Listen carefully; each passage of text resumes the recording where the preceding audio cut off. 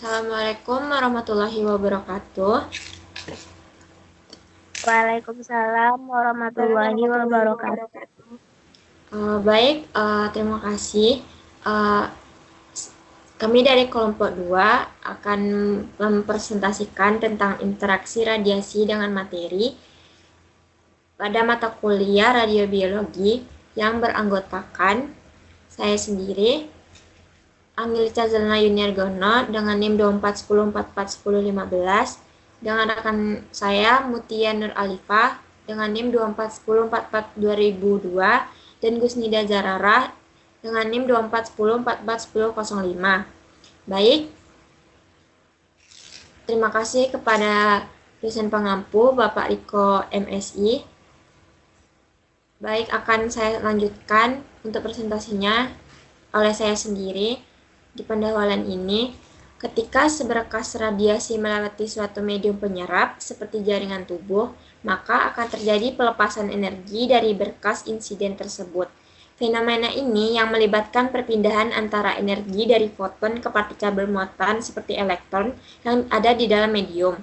Hubungan antara ketiga parameter tersebut dinyatakan dalam persamaan delta EAB sama dengan delta ETR dikurang delta EL. Di sini, proses utama yang menyebabkan perpindahan energi dalam medium adalah yang pertama, foton bisa diserap oleh elektron yang disebut dengan efek fotolistrik. Foton bisa menumbuk elektron lalu dipantulkan, yang itu disebut dengan hamburan Compton, dan jika energinya sangat besar, maka bisa terbentuk pasangan elektron dan positron, yang ini disebut dengan produksi pasangan. Selain itu, terdapat proses hamburan kohoren atau regulage, yaitu hamburan oleh elektron tanpa ada menyebabkan eksitasi atau ionisasi atom. Nah, proses interaksi radiasi ini hingga sangat menimbulkan dampak pada tingkat organisme dibagi menjadi beberapa tahapan kronologis.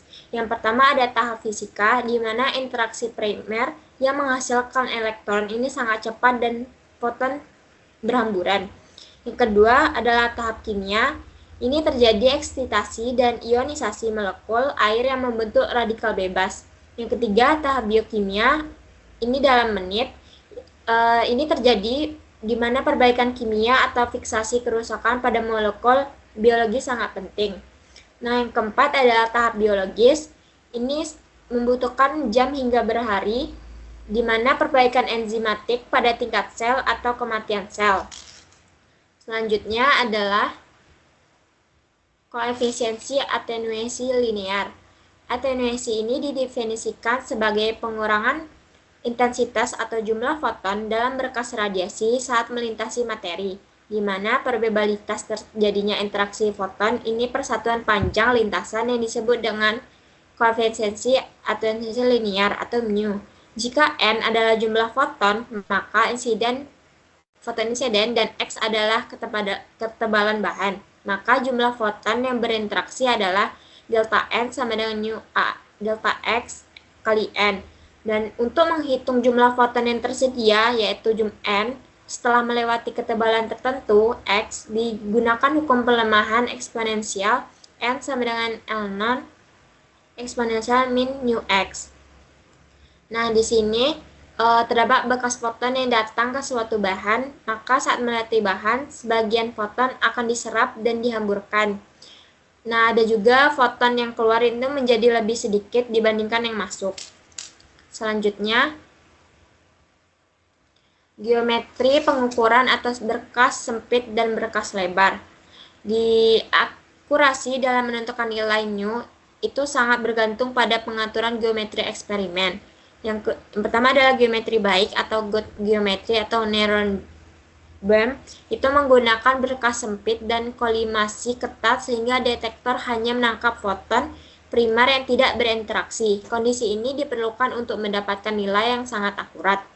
Yang kedua adalah geometri buruk atau bad geometry atau broad beam, itu terjadi pada penggunaan berkas lebar di mana detektor juga menangkap foton yang telah terhambur, sehingga hasil pengukuran atenuasi ini tampak lebih rendah dari nilai sebenarnya.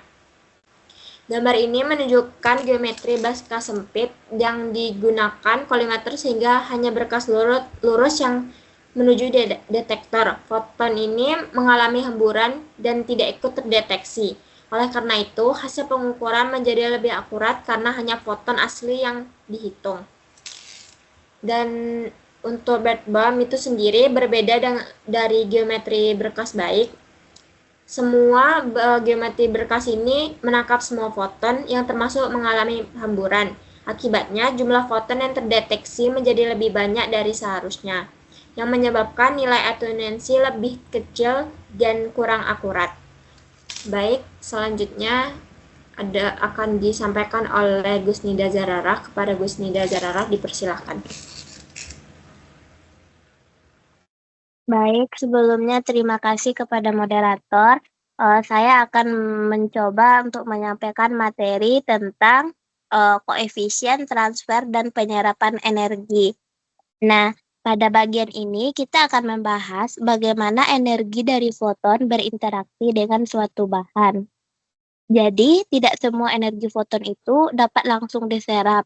Ada yang hanya dapat dipindahkan saja ke elektron, dan ada yang benar-benar diserap oleh medium. Kalau energinya rendah, biasanya hampir semua energi itu dapat diserap. Tetapi, kalau energinya tinggi, sebagian energi bisa hilang dalam bentuk radiasi lain. Jadi, penyerapannya tidak maksimal. Next.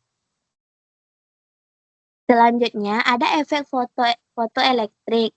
Pada efek fotoelektrik ini terjadi saat foton itu menumpuk elektron yang ada di dalam atom, biasanya pada kulit seperti kulit K atau kulit L.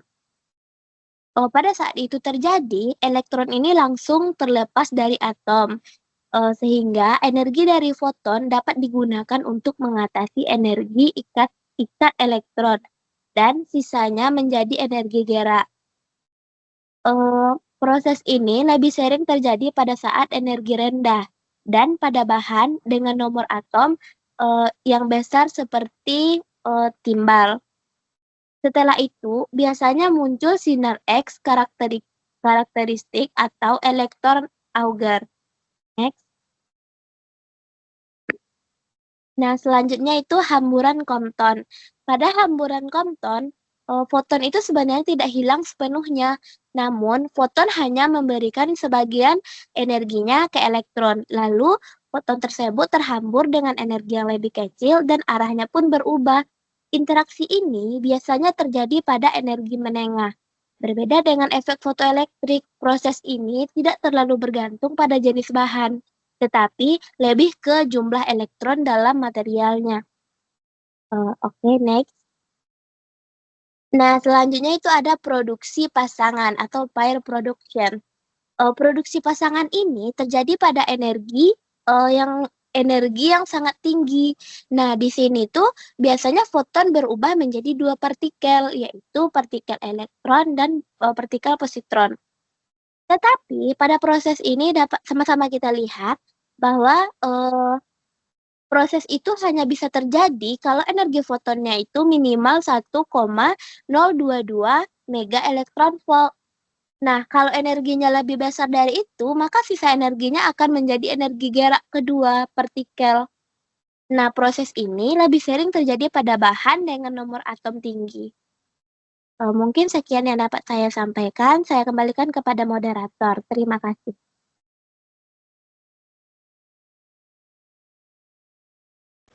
Baik, terima kasih Gusnida. Selanjutnya adalah reaksi anihilation yang akan disampaikan oleh Mutiara Nur Alifat. Kepada Mutiara, saya persilakan. Baik, terima kasih kepada moderator. Reaksi annihilation, reaksi ini kebalikan dari produksi pasangan, di mana materi bertemu dengan animetri, yaitu prosesnya itu ketika positron yang telah kehilangan energi kinetiknya akan bertemu dengan elektron di dalam mediumnya. Seperti dalam gambar ini, elektron bertemu dengan positron. Nah, hasil reaksinya itu, kedua partikel akan menyiapkan dan menghasilkan dua foton gamma yang dipancarkan ke arah berlawanan, yaitu yang berarti yang dihasilkannya itu gamma. Energi fotonnya itu masing-masing foton memiliki energi tepatnya itu kurang lebih 0,5 511 mega electron volt. Lanjut, yaitu produksi triplet. Dari gambar ini, variasi dapat produksi pasangan di mana foton berinteraksi dengan elektron orbital, bukan dengan medan inti. Yaitu, maksudnya, dapat kita lihat, panjang gelombang gamma ini berbenturan dengan elektron dan menghasilkan 3 partikel, yaitu elektron minus, elektron plus, dan elektron minus lagi. Jadi energi ambang jauh lebih tinggi, yaitu 2,04 mega elektron volt. Nah, jarang terjadi dibandingkan produksi pasangan karena penempatan lintangnya itu lebih kecil. Lanjut, yaitu Bremsstrahlung atau radiasi pengereman. Bremsstrahlung ini radiasi elektromagnetik yang dihasilkan ketika partikel bermuatan mengalami perlambatan atau pembelokan arah. Secara umumnya itu, ketika laju energi dapat dituliskan sebagai S rad sama dengan Pi dE per dx. Penyebabnya itu gaya Coulomb dari medan listrik inti atom yang menarik atau menolak elektron yang melintas cepat. Faktornya itu ketika nomor atom semakin tinggi, maka semakin kuat pula medan listrik intinya. Dan yang kedua, massa partikel. Ketika elektron paling mudah menghasilkan Bremsstrahlung itu karena massanya yang sangat ringan. Lalu energinya itu semakin tinggi energi elektron, maka semakin besar pula kehilangan energi melalui radiasinya itu. Dapat dilihat pada gambar ini, elektron berbenturan dengan inti yang menyebabkan elektron itu mengerem atau dia membelok secara signifikan. Lanjut, yang terakhir, energi yang diserap maupun yang ditransfer. Dalam produksi pasangan, dalam pemahaman tentang dosis menjadi kompleks. Ketika energi ditransfer adalah selisih dari energi foton dengan energi ambang, yaitu ketika H dikali nu kurang 1,022 mega elektron volt. Nah, energi diserap itu tidak semua energi yang ditransfer. Karena menetap di medium, energi sebesar 1,022 mega elektron volt akan muncul kembali sebagai foton anihilasi. Jadi tidak semuanya itu ditransfer, akan tetapi di sebagian menjadi foton anihilasi, dan sebagian energi elektron atau positron bisa hilang lagi sebagai Bremsstrahlung yang sebelumnya. Dapat dilihat pada gambar ini, ketika H dan H-nya itu bergabung, membutuhkan energi yaitu untuk diserap. Dan bond breaking ini ketika energinya itu ditransfer. Baik, terima kasih, dikembalikan ke moderator.